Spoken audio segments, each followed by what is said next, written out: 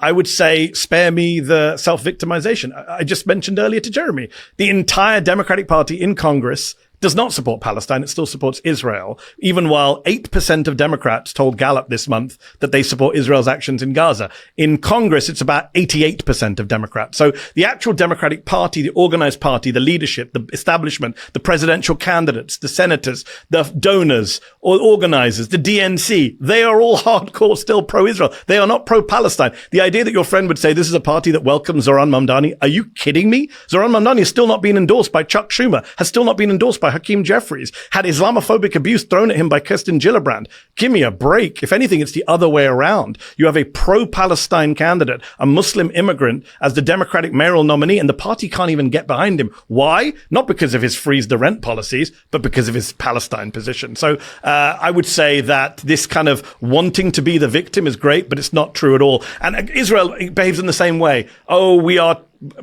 we're oppressed by everyone. No, you're a nuclear power in the Middle East that just bombed 4 of your neighbors and has kept millions of people under apartheid and occupation for decades and thumbs its nose at international law, the Geneva Conventions, the ICC and the ICJ. So this whole self-victimization stuff, it's all a distraction from the fact that babies are being starved to death in Gaza right now. And if that's not what we're talking about, then sorry, forgive me if I don't accept your progressive credentials.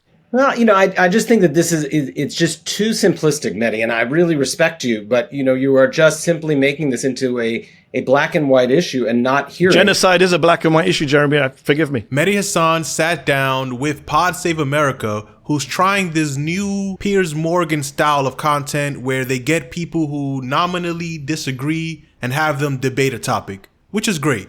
We need more people debating actual policy instead of just talking about politics as if it was a sports debate. My team versus your team. In this case, they brought on an actual journalist, Mehdi Hasan, versus Jeremy Ben-Ami, who's the founder of J Street, a pro-Israel lobbyist. So they brought in a journalist versus a lobbyist to talk about war. Now, Jeremy pretends to be a good person and has a veneer of a good person. He seems to be a good guy. But as this conversation goes by, we'll see that mask slip just a little bit. Because at the end of the day, lobbyists all want control over Congress. That's it. So all of their arguments are going to be to protect their interest, which is the control of Congress. But of course, Mehdi does a great job of keeping everything in check. Like this video, subscribe to the channel. Let's watch some clips and I'll give my thoughts on it afterwards. And that is where we are right now as a country. Americans are not happy with Israel. I think Pew found for the first time ever, a majority of Americans have an unfavorable view of Israel. Surprise, surprise. A majority of Americans want restrictions on arms sales. I don't know if you guys saw the Data for Progress poll that came out this week. Astonishing numbers from New York primary Democratic voters. 79% say the U.S. should restrict arms to Israel. 78% say Israel's committing a genocide. 86% say the $30 billion paid to Israel since October the 7th will be better spent at home here in the US. These are Democratic primary voters who are not being represented in Congress. There's no representation of those views in Congress. Not at all. I would say that the majority of Jewish Americans also have an unfavorable view of what Israel is doing. The majority of Jewish Americans do not want... But Congress doesn't, Jeremy. That's the point. But the Democratic Party does not. But you're seeing a very, very significant shift. I mean, you are seeing unanimous letters coming out of the Senate that are condemning what is going on. You are seeing increasing calls for restrictions on aid. I mean, you are seeing... No, Jeremy, come on. We're sitting on a day where there's going to be a vote for Bernie Sanders' arms bill. That is not going to get a majority of Democrats, let alone a majority of members of Congress. That is the tragedy we're in. You can sign all the letters you want, but as long as they keep voting for arms and money, they are complicit in the genocide, and they are not representing the party base. I have not seen such a disconnect on any issue from the Democratic Party, where you've got 80-90% of Democrats saying one thing, and in Congress, it's 80-90% the other direction. That's a crisis of democracy at this point. But I will say, I mean, just to give the Democrats in the Senate, I mean, I do think that it is very possible you will get a majority of the Democrats voting for this joint resolution of disapproval today. All of us have been around this for a very long time. We are working on this one senator at a time, one state at a time, and there has been a sea change.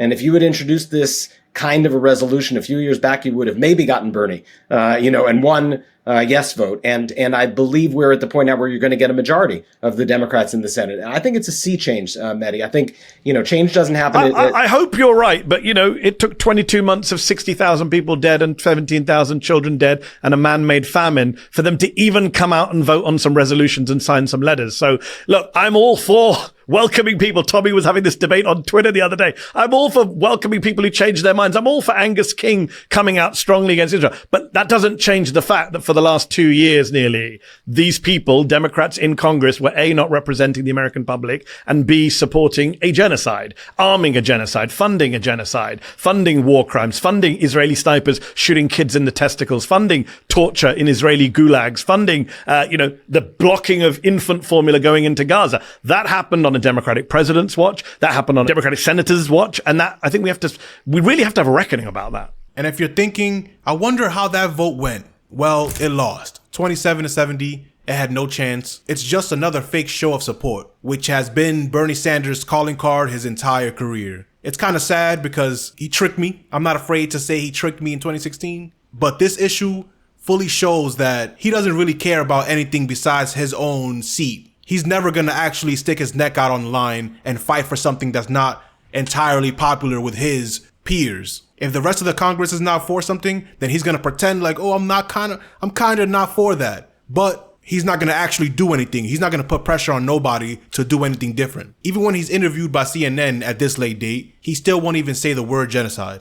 Take a listen. Are you at the point yet where you would call what's happening in Gaza a genocide? You can use whatever word you want. But Marjorie Taylor Greene is saying that she's the first Republican to go there. I'm sorry. Yeah. Look, genocide is a legal term. What is going on now clearly is absolutely horrific. 60,000 people dead and 140,000 who have been wounded. But the important point is not what you call it. It is horror. And I think the whole world knows that. The answer is, what the hell do we do about it? Should the United States taxpayer, should your taxpayer dollars go to support a government that is doing it? That is the most important issue. So immediately, you got to get ceasefire, you got to get humanitarian aid in, but the United States cannot continue to aid and abet the Netanyahu government doing what it's doing. Do you want to see United States personnel on the ground helping distribute aid? I mean, what is another scenario here, do you think? The United Nations has done, under very difficult circumstances, a good job until they were kicked out by Netanyahu. So I would like to bring them back, and I think they're prepared to come back. So in other words, no, he doesn't want U.S. personnel there to actually see and witness what's going on with their own eyes. He wants something that's already failed. They already kicked out the UN, but he wants them to go back. And do what? Get kicked out again? He always says just enough to make it sound like he's still on the right side of history. But in actuality, he's not. Because there's people that say, well, Bernie's the only one actually calling out what's going on over there. But as this person points out, what does calling out actually mean?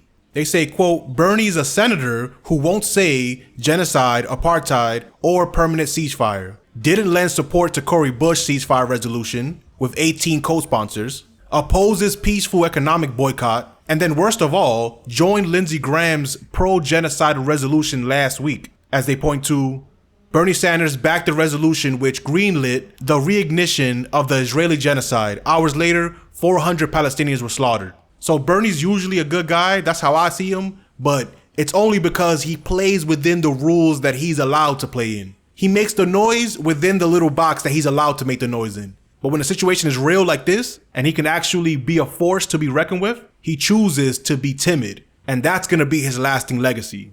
Nothing else. We have to have a reckoning, but I also think it's really important to have a balanced reckoning. And I think that one of the reasons why it has taken 22 months is because what did this begin on October 7th with? It began with what was a horrific a day that is beyond description of what was done. And I think that it takes a little bit of perspective on the fact that there is a deep problem on both sides here. And it isn't, to only go one point after another about Israel does make the conversation difficult. But what do you mean by both sides, Jeremy? Who are you talking about? What I'm saying is that Hamas is an evil terror organization But we don't fund or arm Hamas, so it's not relevant to the conversation. No, but it's exceedingly important if you're going to have a rational conversation and reach people across an aisle that there be some acknowledgement that there was a crime committed and there are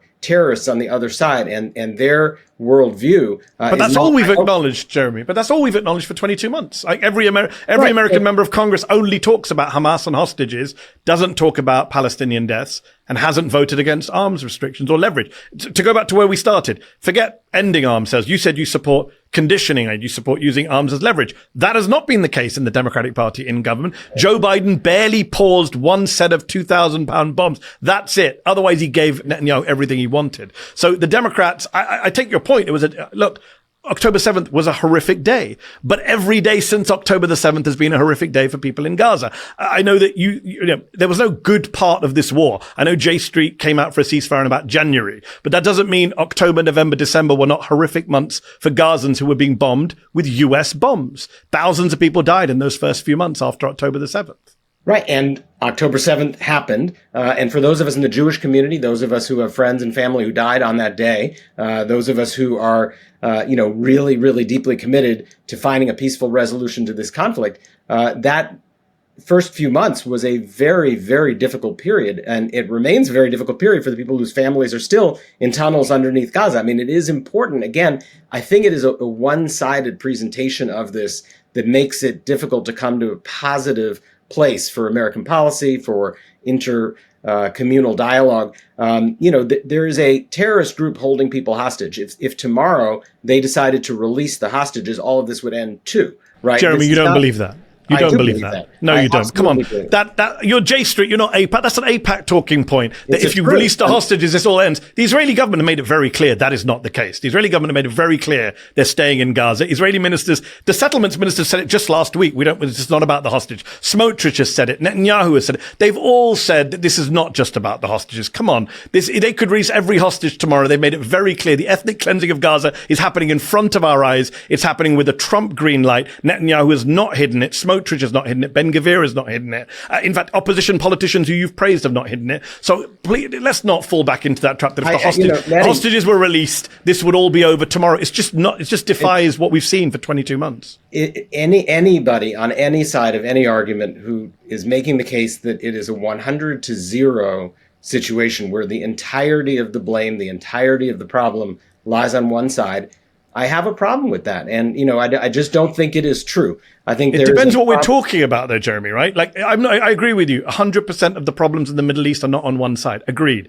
But when we're talking about what's happened in Gaza, yes, 100% of the responsibility for the killing and starving of Gazan civilians is on Israel. That's undeniable. Just as the civilians who were killed on October the 7th, that's on Hamas. Right. But if October 7th had not happened, then this wouldn't have happened. But that doesn't justify it, Jeremy. You're justifying 60,000 dead because of what happened on October 7th. I'm just saying it's a matter of fact. And if you don't admit that, then you're going to lose a very large portion of the community. Hold on. I'm admitting that what happened in Gaza came about as a result of October the 7th. I'm saying it doesn't justify it. And I would argue nothing justifies October the 7th, but October the 7th doesn't justify what happened in Gaza. And that's what my position is. Your position is up until January, it was justified to do that. And then you came out for a ceasefire. I'm saying when they bombed the Jabalia refugee camp in the end of October and killed 100 people to get one Hamas commander, that was a war crime and that should be investigated as a war crime. And the people behind that should go to prison, and the American politicians who provided the bombs that dropped on Jabalia refugee camp should be held to account. That talking point dropped his mask so far, even Mehdi was like, what do you mean? That's not even what you support. You sound like, supposedly, the opposite guys, the other guys. But he showed there that there is no real difference. It's all about controlling and representing Congress for all lobbyists, especially ones that hold the interests of other countries. Because now, recently, within the last couple of days, Netanyahu has said their plan is to take over Gaza completely and indefinitely. There used to be a debate between some people, but now there's no debate. This was the whole plan the whole time. So Mehdi wants the people responsible to be held accountable, but that also has to include lobbyists. But let me know what you think about all this in the comment section. Click this video if you want to see Piers Morgan call out a war criminal to her face. Peace.